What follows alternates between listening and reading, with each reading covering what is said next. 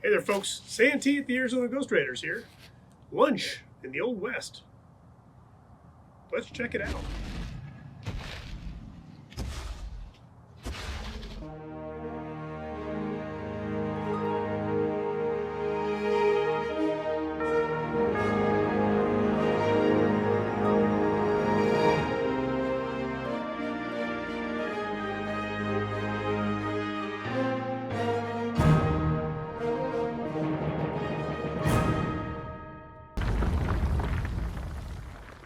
I looked up the etymology of the word lunch and found out other than it being short for luncheon, the origins are hard to pinpoint.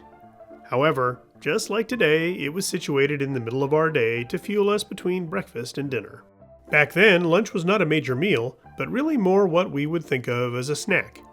Our forefathers were okay with a few slices of cheese and a tomato. When I'm slow on the draw and I need something to chaw, I hanker for a hunk of cheese.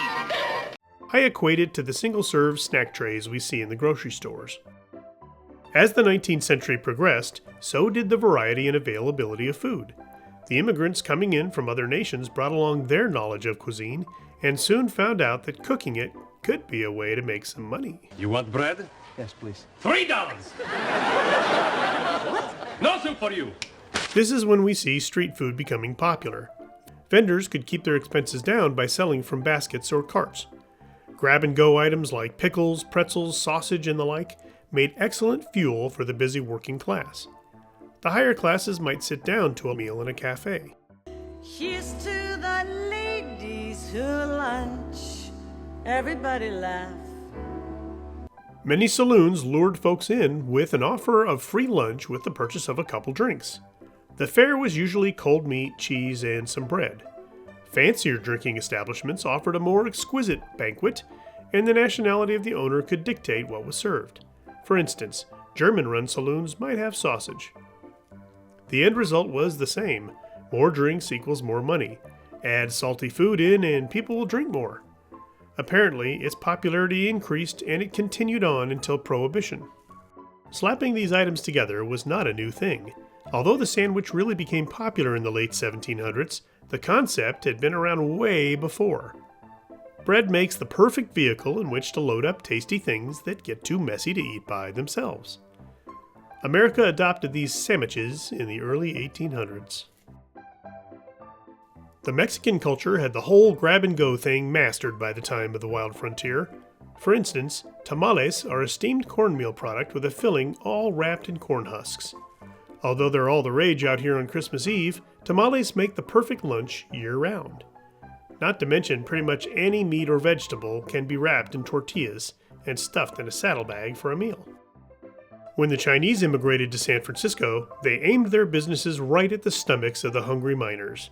Items like dumplings and rice cakes could be served in-house or carried out, and were cheap and tasty. Just the right amount of food to get you through the day. What? It's smiling at me.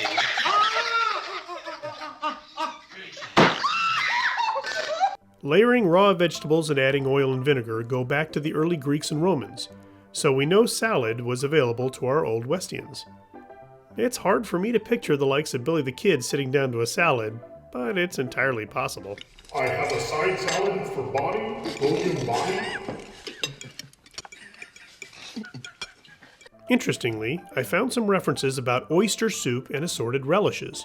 You can see these on period menus, and they were quite popular for lunch and dinner. Of course, we see the hamburger beginning its reign towards the end of the era. Minced or ground beef placed between slices of bread soon became one of the favorite lunch choices in American cuisine.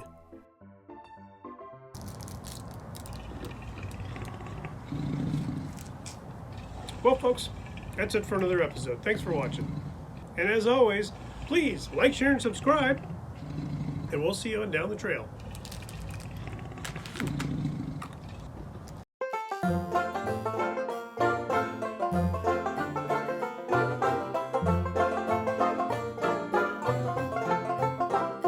You're not cooking. Yeah, dude.